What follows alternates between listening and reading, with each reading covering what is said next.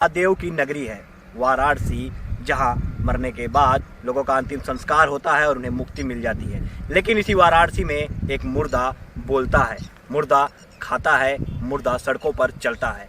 तो आज हम आपको ऐसी ही एक हैरत अंग्रेज कहानी और सुनाने जा रहे हैं और उस मुर्दे से भी आपको रूबरू कराने जा रहे हैं, जिसे मिलने के बाद आप भी चौंक जाएंगे। जी हाँ, नमस्कार, मैं हूँ जर्नलिस्ट राजन और इस समय मैं मौजूद हूँ उत्तर प्रदेश के वाराणसी में। तस्वीरें आपको दिखाऊं तो वाराणसी के गंगा घाट का किनारा है और आप देखिए यहाँ पे ये ज़मीन पे देखिए कफन पड़े हुए हैं। यहाँ पे जो है अंतिम संस्कार होता है और यहाँ पे हम आपको लेके चलेंगे और आपको लगातार दिखाएंगे किस तरह से वाराणसी में एक मुर्दा जो है वो सड़कों पे टहलता है, चलता है, खाता है, पीता है, लोगों से बातें करता है। हैरत की बात यह है कि इस मुर्दे से किसी को डर नहीं लगता और इसीलिए हम भी यहाँ पहुँचे हैं और उस मुर्दे की तलाश में वाराणसी में गंगा के किनारे और खोजने चले हैं कि आखिर वो मुर्दा है कहाँ। उससे भी हम बात करेंगे और आप लोगों को भी मिलाएंगे और उस मुर्दे की कहानी आपको उसी मुर्दे की जुबानी सुनाएंगे कि कब वो मरा, कैसे जो है आज वो दर दर भटक रहा है, क्या कुछ है सच्चाई। उस पर्दे रहस्य पर से हम पर्दा उठाएंगे। तस्वीरें आपको हम दिखाते चलें तो देखिए ये गंगा का किनारा है और लगातार हम चल रहे हैं उस मुर्दे की तलाश में, जिससे हम बात करेंगे और आपको भी मिलाएंगे। वाराणसी है, बाबा विश्वनाथ की नगरी है, प्रधानमंत्री नरेंद्र मोदी का संसदीय क्षेत्र है और इस संसदीय क्षेत्र में एक मुर्दा सड़कों पर टहलता है, खाना खाता है, लोगों से बातें करता है। तो अगर आप भी वाराणसी में हैं तो सावधान हो जाइए, क्या पता कब ये मुर्दा आपके बगल में मौजूद हो। जी हाँ, लेकिन डरिएगा मत, क्योंकि ये मुर्दा किसी को नुकसान नहीं पहुंचाता। इस मुर्दे के बारे में आप गूगल पे भी सर्च मार सकते हैं। सिर्फ हिंदुस्तान ही नहीं बल्कि देश के अन्य हिस्सों में भी वाराणसी का ये मुर्दा विख्यात है और इसकी तलाश में हम भी ढूंढते ढूंढते पहुंच गए हैं वाराणसी में गंगा के किनारे। तस्वीरें अगर दिखाएं तो देखिए ये नाव है और इस तरफ अगर दिखाएं तो आप इस तरफ हम चाहेंगे हमारे कैमरामैन दिखाएं पीछे साइड, तो ये देखिए ये पुल है और काफ़ी ही मनोरम दृश्य है। गंगा का किनारा है, माँ गंगा यहाँ बहती हैं और माँ गंगा ने मोदी जी को बुलाया था और आज माँ गंगा ने हमें भी यहाँ बुलाया है। हम भी यहाँ पे चलेंगे और मुर्दे की तलाश में। यहाँ देखिए कुछ लोग खड़े हैं और क्या इनमें से कोई मुर्दा है? बिल्कुल, हम चलेंगे तभी पता चलेगा आखिर कौन है, क्योंकि लोगों ने बताया, हम जब बाजार पहुँचे तो लोगों ने बताया कि इसी किनारे आपको वो मुर्दा मिल जाएगा घाट पे। तो इस घाट पे हम पहुँचे हैं। उस तरफ अगर दिखाएं तो वहाँ देखिए अंतिम संस्कार उस तरफ भी होता है और इस तरफ भी होता है, लेकिन वो मुर्दा यहाँ रहता है। तो उससे मिलने के लिए हम यहाँ पहुँचे। यहाँ देखिए गंगा के किनारे, तो ये देखिए यहाँ पे 2-3 लोग हैं। हम चलेंगे और यहाँ पे बात करेंगे। सबसे पहले अगर हम देखें तो इस तरफ मैं आपको दिखाऊं, देखिए एक शख्स हैं जिन्होंने अपनी पीठ पे लगा रखा है 13वीं हो गई मगर मैं जिंदा हूँ, I am alive, help me to alive. जी हाँ, बाकायदे इस पे इनका yahoo.com जो मेरा आईडी है वो है, फेसबुक आईडी भी देखिए लिखा हुआ है, इनका नाम भी लिखा हुआ है और गंगा मैया को ये प्रणाम कर रहे हैं। तो जिसकी तलाश में हम निकले हुए थे दोस्तों, वो शख्स हमें मिल गया है। वो शख्स यही है, मैं जिंदा हूँ का बोर्ड लगाए हुए, जिन्हें लोग मुर्दा कहते हैं। और ये मुर्दा जो है वाराणसी की सड़कों पे टहलता है, माँ गंगा के किनारे बैठा हुआ है। हम इनसे बात करेंगे। भैया क्या नाम है आपका? जी, सर्वप्रथम आपको प्रणाम, जनता जनार्दन को प्रणाम। मेरा नाम संतोष मूरत सिंह, मैं जिंदा हूँ और Uttar Pradesh government declares me dead but मैं जिंदा हूँ। 20 वर्षों से अपने आप को जीवित घोषित करने के लिए तमाम जद्दोजहद कर रहे हैं साहब, लेकिन आज तक सरकार के कानों पे जू नहीं रेंगा। देश विदेश की मीडिया ने कवर कर लिया, हमारे बातों को, विचारों को रखा। Search me on Google dead man alive Santosh Murat Singh. हमारे संघर्ष को आप गूगल पे भी देख सकते हैं। मैं जिंदा हूँ संतोष मूरत सिंह बोलेंगे, हमारे 20 वर्षों के संघर्ष की कहानी आपको उस पर दिख जाएगा। उसके बावजूद भी संतोष भैया, मैं चाहूँगा जरा सा आप खड़े हो इस तरफ अगर घूम जाते हो तो, क्योंकि कैमरा इनको चलाने में थोड़ा सा दिक्कत हो रही है। गंगा मैया को प्रणाम करके संतोष भैया देखिए उड़ गए हैं और ये बोर्ड जो आपने लगा रखा है इसे मैं चाहूँगा कि आप आगे कर लीजिए। तो ये देखिए ये संतोष जी हैं और मैं जरा सा एक चीज़ और दिखाना चाहूँगा आपको। ये देखिए जरा, ये इन्होंने बाकायदे एक नेम प्लेट लगा रखा है, dead man alive Santosh Murat Singh, मैं जिंदा हूँ संतोष मूरत सिंह।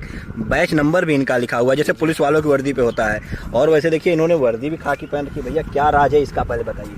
जी, ये वर्दी नहीं, एक ऐसे मतलब हमारे पिताजी आर्मी में थे तो मैं फौजी का बेटा हूँ, इसलिए मुझे फ़ौज से प्रेम है, मतलब आर्मी से जो है, और मैं सम्मान करता हूँ क्यों।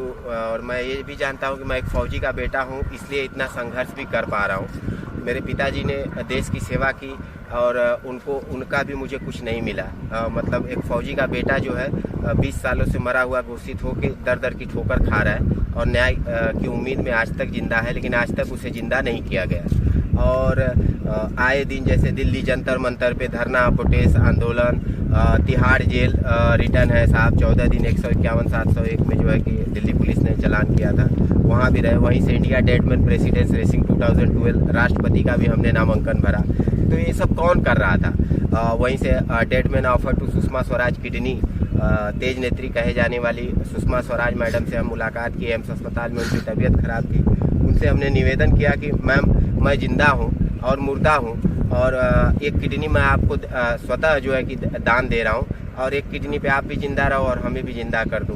तो ये भी काफ़ी मामला जो है कि मीडिया में भी काफ़ी जो है कि इसका वो आया, काफ़ी वो चला।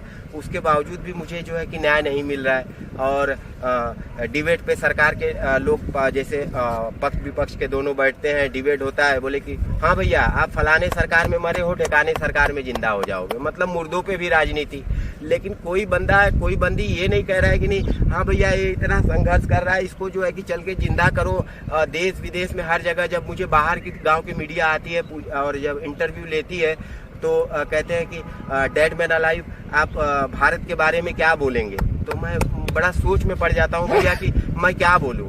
मेरा भारत देश महान कि आपका भारत देश महान? मैं कौन हूँ कंकाल या हूँ इंसान? इस बात का फैसला कौन करे? जिस देश में मुर्दे जिंदा हों वो है मेरा भारत देश महान। और हमारी तरह ऐसे लाखों हजारों लाखों मुर्दे जिंदा घूम रहे हैं। प्रत्येक आप तहसील में चले जाइए, प्रत्येक तहसील में आपको 2-4 केस ऐसे मिल जाएंगे। बिल्कुल संतोष भैया सही कह रहे हैं आप, बिल्कुल सही कह रहे हैं। प्रत्येक तहसील में, हिंदुस्तान के हर जिले में ऐसे एक न एक संतोष मिल जाएंगे जो अपने आप को जिंदा करने के लिए संघर्ष कर रहे हैं। और एक अहम बात जो इन्होंने बताई कि फौजी के बेटे हैं, फौजियों के लिए, स्वतंत्रता संग्राम सेनानियों के लिए या फिर हमारे आर्मी के जवानों के लिए लगातार प्रधानमंत्री या फिर मुख्यमंत्री जो है बातें करते हैं कि हम फौजियों के लिए ये कर रहे हैं, लेकिन एक फौजी का लड़का अपने को जिंदा करने के लिए जंग लड़ रहा है।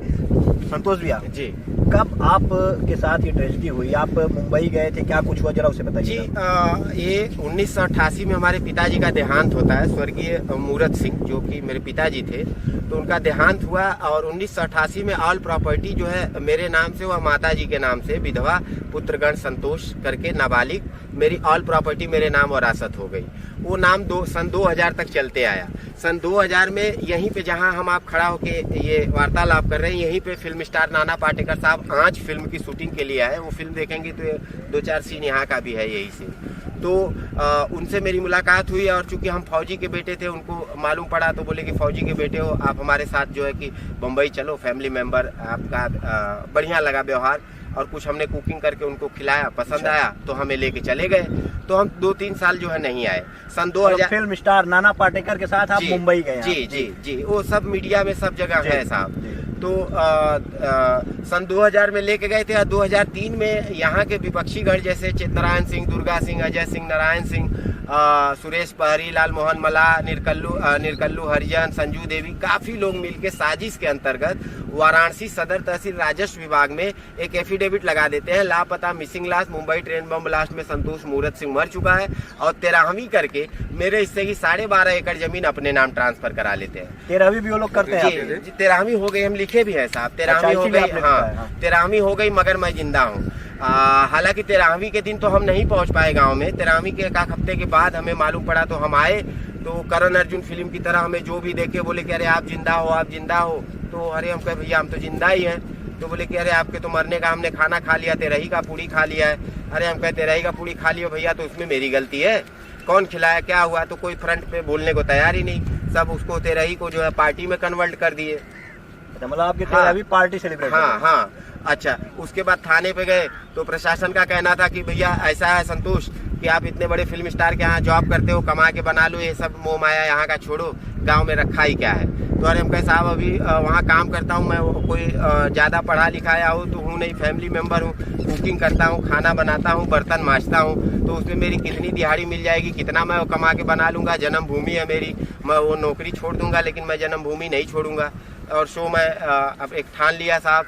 यहाँ से फिर लोअर कोर्ट में गए, वकील किए, वकील ने कहा कि 4-6 केस में हम आपको जिंदा कर देंगे। 4-6 साल बीत गया, हर महीने का 500 पे जो है कि डील हुई, तारीख पे पड़ती रही। हाँ, और वो कुछ नहीं हुआ। लास्ट मोमेंट में हम पैसा हमारे पास नहीं था तो केस बंद हो गया। फिर थक हार के 1 जनवरी 2012 से दिल्ली के जंतर मंतर पे अनिश्चितकालीन धरनारस्त हो गए। वहीं से आंदोलन किए, वहीं से तिहाड़ जेल गए, वहीं से India dead man precedence racing 2012 जब राष्ट्रपति का हमने नामांकन भरा तो पूरे वर्ल्ड की मीडिया ने कवर किया।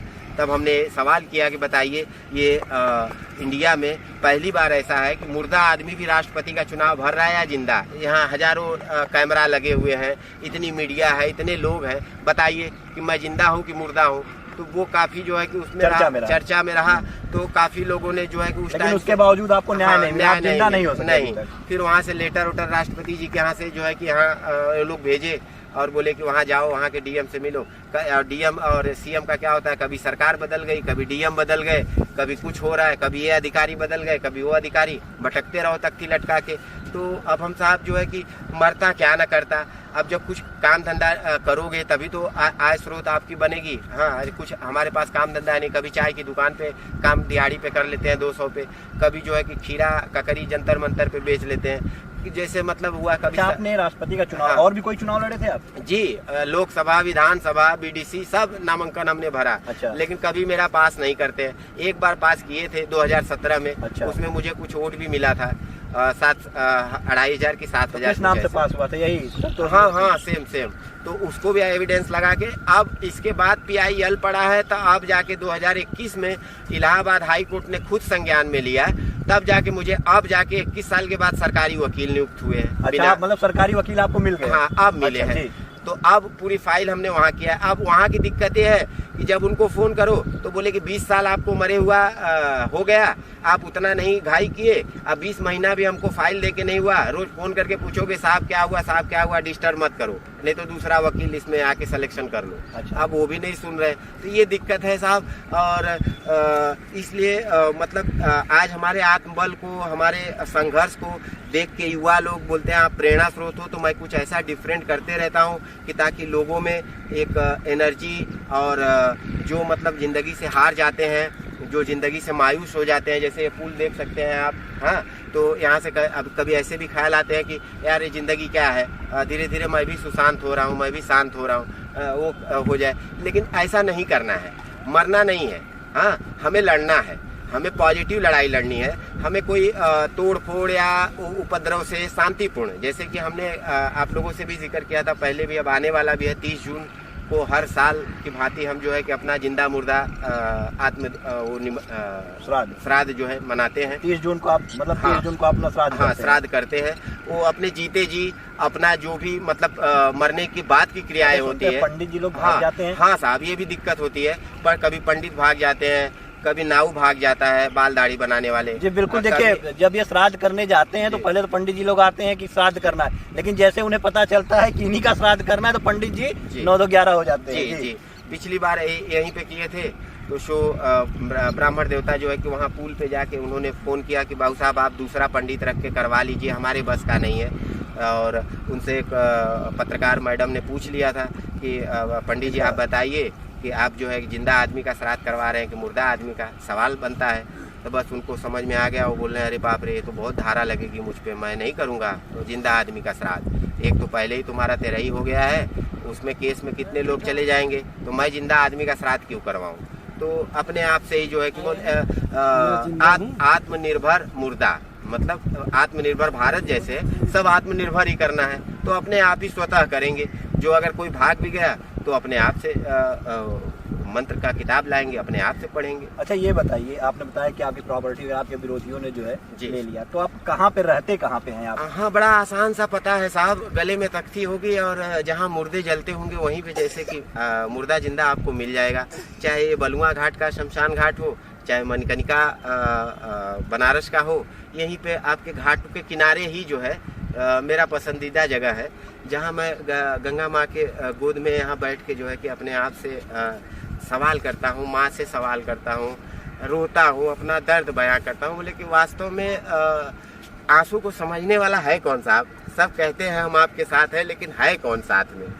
इतना संघर्ष के बावजूद भी, इतने लोग जानने के बावजूद भी, अभी अभी आप चैनल पे डिबेट पे बैठ जाएंगे, बड़े बड़े सोशल वर्कर, बड़े बड़े लोग, नेता मंत्री बैठेंगे। संतोष जी, आपको जो है कि ना आप चिंता करने की जरूरत नहीं है, नेशनल चैनल है, फलाना है, ढिकाना है। आपको ये खत्म होते ही शो ना, डिबेट शो खत्म होते ही आपका पूरा काम ओके हो जाएगा। और उन्हीं व्यक्ति को, मैडम को, साहब को अगर अन्यथा दूसरे दिन फोन करो तो वही उनका रिप्लाई होगा, आई कॉल बैक यू संतोष, मैं आपसे बाद में बात करता हूँ, मैं बाद में बात करती हूँ। मतलब हर सिक्के के दो पहलू वाला मतलब चरित्र हम इंसान का समझ नहीं पा रहे हैं कि मतलब कितना स्वार्थी इंसान हो गया है कि मतलब कि मतलब अपना डिबेट कराने से जी जी अपना रोटी से अपनी बढ़ानी रहती है, वही हो रहा है। और वास्तविकता जैसे कि कोई मेरा आए हाथ पकड़ के कहे कि चलो मैं जिंदा करता हूँ, मैं करवाती हूँ, मैं करता हूँ, तो या कोई भी सरकार हो, जैसे अगर हम पिछली सरकार में मरे हैं, ठीक है, हम मानते हैं, सब लोग डिबेट पे कहते हैं आप कांग्रेस में मरे हो, हमने भी मान लिया, चलो भाई कांग्रेस की सरकार थी, हम कांग्रेस में मरे हैं। तो बीजेपी की सरकार है तो बीजेपी का क्या दायित्व तो नहीं बनता है कि आपके सरकार में अगर कोई पिछले सरकार में अगर मर गया है उसको जिंदा करने का तो आप क्रेडिट लो ना जिंदा करके, कि खाली नाम काम किसी का बोर्ड लगा के करोगे वही दिखेगा, फलाना स्टेशन का नाम चेंज कर दो, वो कर दो, ये कर दो, यही करोगे। और जो वास्तविकता है, जो सही है, सत्य है, उसको आप लोग देख नहीं रहे हो।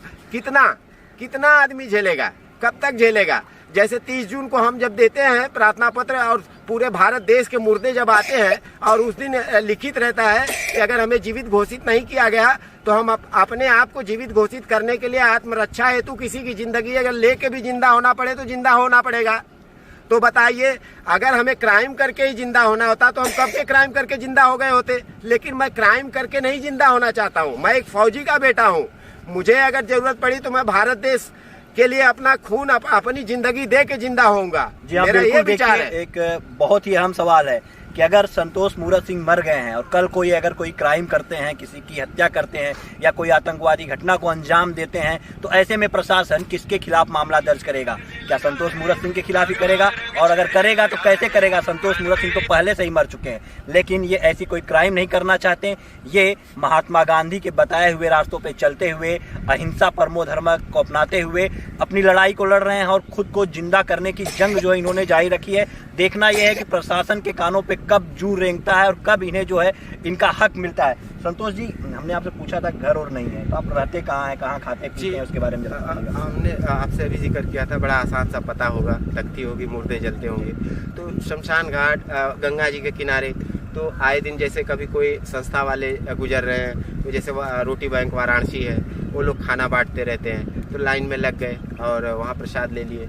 या तो किसी का भी अभी जैसे कि मुर्दा वहाँ जला के ऊपर आके पानी पी रहे हैं और मैं भी तख्ती लटका के ऐसे ही बैठा हूँ, तो जहाँ 10 लोग पानी पी रहे हैं, एक लोग ऐसे ही अगर आपके आंखों में आंखें डाल के अगर वो देख लेगा और वो सही अगर मायने में अगर उसके अंदर इंसानियत, मानवता अगर जिंदा होती है, तो वो कहने की शब्दों की जरूरत नहीं पड़ती है, वो तुरंत तत्काल जो है बोले यार उनको भी एक प्लेट खाना जो है या मिठाई जो है पूछते भी होंगे आपको इस तरह। हाँ, देखते हैं भैया, सब जानते हैं सब लोग। हमारा गूगल पे वो है, जनता ने, एक मैडम आई थी प्रेस रिपोर्टर, उन्होंने कहा कि भैया आप अपना गूगल पे अकाउंट नंबर बोल दो और उसमें अगर आपको मदद जिसको करना होगा वो करेगा। तो अगर आप कहे तो बोल दूं यहाँ पे भी। आप अपना गूगल पे अकाउंट हमारा गूगल पे अकाउंट नंबर है 9769483265। ये नंबर है हमारा। फिर से आप बोल दीजिएगा। 9769483265। जी हाँ, बिल्कुल। तो देखिए, ये इनका गूगल पे नंबर है, इस पे आप लोग जो भी मदद करना चाहें इनके लिए कर सकते हैं। हम ये नंबर डिस्क्रिप्शन में भी डाल देंगे, वहाँ से भी आप निकाल सकते हैं। संतोष जी, हमने सुना है कि आप पुलिस चौकी में, थाने पे भी रहते हैं, वहाँ पे भी खाना वाना खाते हैं, नज़रबंद आपको कर दिया जाता है, क्यों? जी, उसका एक रीज़न है साहब, जैसे कि हम इतना साल मरे हुआ सबको दे के प्रार्थना पत्र थक गए, तो सीएम का काफिला जा रहा था, हम प्रार्थना पत्र लेके उनके काफिले के आगे आ गए थे, योगी जी के। अच्छा। और खड़े हो गए ऐसे कि भैया बताओ मैं जिंदा हूँ कि मुर्दा हूँ। तो गाड़ी सब रुक गई, योगी जी भी निकल के बाहर आ गए, तो उसमें डीएम और एसएसपी का क्लास ले लिए और वो लोग उस दिन से मुझ पे हाई अलर्ट लगा दिए। और जब भी कोई वीवीआईपी मूवमेंट होता है यहाँ बनारस में तो सबसे पहले क्राइम ब्रांच लाइव सबके पास मेरा नंबर वायरल है, ये लोग उठा लेते हैं, नज़र बंद कर देते हैं। जेल में नहीं बंद करते हैं क्योंकि जेल में बंद करेंगे तो रिकॉर्ड हो जाएगा और वो ये चाहते नहीं है। तो नज़र बंद मुझे 62 बार यूपी पुलिस ने गिरफ्तार कर चुके हैं, 62 बार और 62 बार गिरफ्तार कर चुके हैं। महीने में अब समझ रहे हैं कि चुनाव जब रहता है तो वीवीआईपी मूवमेंट ज़्यादा होते हैं। यूपी 65 बनारस का नंबर है, गाड़ियों का नंबर भी 62 हुआ है, 65 तक जी यूपी 65। हाँ साहब, ये भी कह सकते हैं यूपी 65 चला था। और उसके बाद जो है कि ये लोग कर लेते हैं। तो महीने में अगर 20 दिन वीआईपी मूवमेंट है तो 20 दिन अगर हमको वहाँ पे थाने चौकी पे बैठा के रखे हो तो हम कहाँ जाएंगे? 20 दिन हमको कहे थाना चौकी, हम कहे साहब मैं क्या खाऊंगा? बोले मेस है, मेस में खा लो। तो मेस में अगर आपका काम है कि मैं मुझे कहीं नहीं जाने देना है, आपको निगरानी रखना है, तो आपने 20 दिन हमको पकड़ के रख लिया और 20 दिन खाना खिला दिए। अब 20 दिन के बाद छोड़ दिए कि आप जाओ, तो मैं 10 दिन कहाँ जाएगा? तो मैं 10 दिन बोले कि 10 दिन और मेरे को गिरफ्तार कर लो, कम से कम 10 दिन मुझे थाने में चौकी में खाना तो मिलेगा, या डायरेक्ट एक ही बार जेल में डाल दो, वहाँ टेंशन ही खत्म। वहीं से हम आंदोलन करेंगे, वहीं से लड़ेंगे। तिहाड़ तो वैसे भी रिटर्न है और 62 बार जो है कि वैसे भी आप लोग कर ही चुके हो। हाँ, और बहुत बार साहब जो है कि ये लोग मारे भी हैं। कितने पुलिस वाले मेरे आंखों से आंखें मिला के बातें करें और बताएं कितनी बार मुझे ठोका गया है, कितनी बार जलील किया गया है, कितनी बार मुझे ये एहसास कराया गया है कि ये देश मुर्दों जिंदों का है। ये सत्य है कि भारत पहले मुर्दों का देश नहीं था, लेकिन अब मुर्दों का बनते जा रहा है। इसी संबंध में हम 30 जून को तमाम हमारी तरह जितने जिंदा मुर्दा हैं, आज हमारे जीवन पे फिल्में बन जाती है, OTT प्लेटफॉर्म पे बिजनेस कर रही हैं, लेकिन ये और बात है कि हमारे नाम से कमा रहे हैं लोग। जीवन हमारा व्यवसाय तुम्हारा, सलमान खान हमारे जीवन पे फिल्म बना के कर लिए हैं, गाँव में मरा हुआ घोषित करके दयात प्रदात, और ये लोग जमीन हमारी कब्जा तुम्हारा, ये लोग कर लिए हैं। शो हमने कहा कि 30 जून को हर साल की भांति तमाम हमारी तरह जितने जिंदा मुर्दा हैं उनसे निवेदन करेंगे कि कोई भी ऐसा गलत कार्य न करें जिससे कि हमारा जो है कि संघर्ष और हमारा लड़ाई जो है कि उसमें धूमिल हो। इसलिए कानून में रह के ही कार्य करें, कानून को हाथ में लेने की कोशिश ना करें। जैसे कि हम जब जिक्र करते हैं कि साहब मैडम आप कानून के इतने लंबे हाथ होते हैं, मुर्दे को जिंदा कर दो, तो बोले कि क्या करें, हमारे हाथ में क्या है? तो बोले जब साहब मैडम आपके हाथ में कुछ है ही नहीं तो ऐसे हाथों का क्या काम, ये हाथ मुझे दे दो। तो बोले कि ठाकुर बनते हो। हमने कहा हम तो जात पात की बात कर नहीं रहे हैं साहब मैडम, हम तो यही कह रहे हैं कि भैया जब आपके हाथ में कुछ है ही नहीं तो ऐसे हाथों का क्या काम? कहते हो इतना लंबा हाथ है, कानून के बहुत बड़े लंबे हाथ है। तो उनको एहसास कराओ। तमाम फिर से मैं वहीं पे आऊँगा और कहूँगा तमाम मुर्दा जिंदा भाई बहनों से कि आप लोग उनको फील कराओ, एहसास कराओ, न कि अपने हाथ में लो कानून को, और उन्हें पल पल सोचने पे, पल पल उनकी ज़िंदगी का, जैसे उन्होंने किसी के साथ अन्याय किया है, उनको घुट घुट के मरने दो। कहने का मतलब यह है कि जैसे हम रोज़ मर रहे हैं, रोज़ जी रहे हैं, हम हर दिन साहब ये सोचते हैं हमारा आखिरी दिन है आज हमारा। जैसे जी एक आखिरी सवाल से ये लेना चाहेंगे कि आप बताए थे कि आप नाना पाटेकर के साथ गए हुए थे, वहाँ पे आपकी टीम काम कर, फिर जी ये सब हुआ, उसके बाद फिर कभी आप वहाँ गए नहीं, कभी उनसे मिले नहीं, उनसे आपने अपना दर्द नहीं बताया किस तरह आपके साथ हुआ? नहीं साहब, जाते आते रहते हैं, बराबर संपर्क में बने हुए हैं, मीडिया में बोलते रहते हैं साहब। और 11 महीना हम यहाँ गंगा जी के किनारे रहते हैं, तो 1 महीना जो है कि वहाँ समंदर के किनारे गणपति बप्पा मोरिया करते हैं साहब के साथ। आप ऑल मीडिया में भी देख सकते हैं उनके गणपति में मैं बराबर जो है कि सेवा भाव से लगा रहता हूँ। 1 महीना वहाँ रहता हूँ। तो उनसे आपने नहीं बताया किस तरह की ट्रेजेडी आपके साथ? सब पता है उनको। उन्होंने मीडिया में रेड FM 93.5 रेड FM पे कैंपेन भी चलाए थे, उसमें जो है कि उन्होंने बाइट दिया है। सतीश कौशिक साहब बोले हैं, बहुत बॉलीवुड के लोगों ने, नसरुद्दीन शाह साहब बोले, आए भी थे मिलने जंतर मंतर। तो इतना लोगों के बोले कि बॉलीवुड के लोगों का भी बयान भी जो है कि मेरे काम नहीं आ रहा है। हाँ, अब बोले कि किसको हम अल्लाह के खड़ा करें कि नहीं, बोलो भैया कि हम जिंदा हैं और हमें कर दो।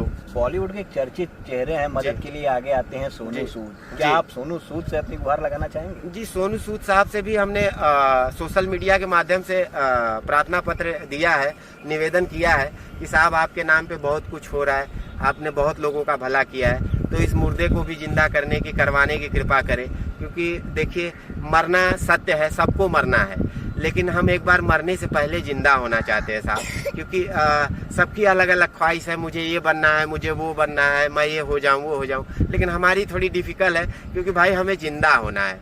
मरने से पहले एक बार जिंदा कर दो, हम ये खुशी महसूस कर लें कि नहीं यार हमने इतना संघर्ष किया, इतना भूख प्यास हर चीज़ को तड़प हमने देखा है, और अगर मैं कहीं अगर कुछ अच्छा हो जाता है, मैं जिंदा हो जाता हूँ, तो मैं भी देश समाज के लिए कुछ ऐसा प्रेरणा स्रोत बन के मरूँ कि लोग कहे कि फलाना व्यक्ति था।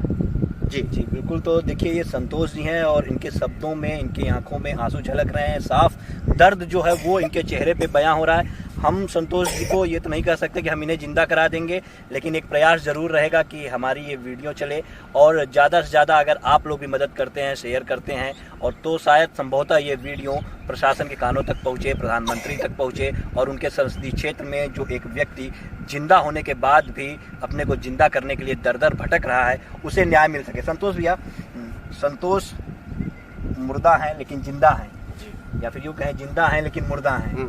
तो जिस तरह संतोष सड़कों पे घूमते हैं, यहाँ पे मैं जिंदा हूँ घूमते हैं, खाना खाते हैं, तो क्या संतोष गाना वाना भी गा लेते हैं? जी। तो कोई नगमा जो आप अपने दर्द को लेके अगर कुछ गुनगुनाना चाहें? एक हमने भजन गाया था, वो काफ़ी वायरल हुआ था जी, कि माँ गंगा के किनारे खड़े हैं और यही कहेंगे कि रामा चरण चितलाना, कभी न भूलाना, ये जीवन 2 दिन का। रामा चरण चितलाना, कभी न भूलाना, ये जीवन 2 दिन का। यही दहिया है जंगल की लकड़ी, यही दहिया है जंगल की लकड़ी, आगी लगे जली जाना, कभी न भूलाना, ये जीवन 2 दिन का। रामा चरण चितलाना, कभी न भूलाना, ये जीवन 2 दिन का। जी हाँ बिल्कुल। तो देखिए ये संतोष भैया हैं जो कि प्रशासन ने इन्हें जो है मृत घोषित कर दिया है, अपने को जिंदा करने की ये जंग लड़ रहे हैं। सिर्फ संतोष ही नहीं, हमने बताया कि पूरे भारत में ऐसे कई संतोष हैं जो अपने को जिंदा करने के लिए जंग लड़ रहे हैं, और हम चाहेंगे कि माँ गंगा इनकी आवाज़ सुने।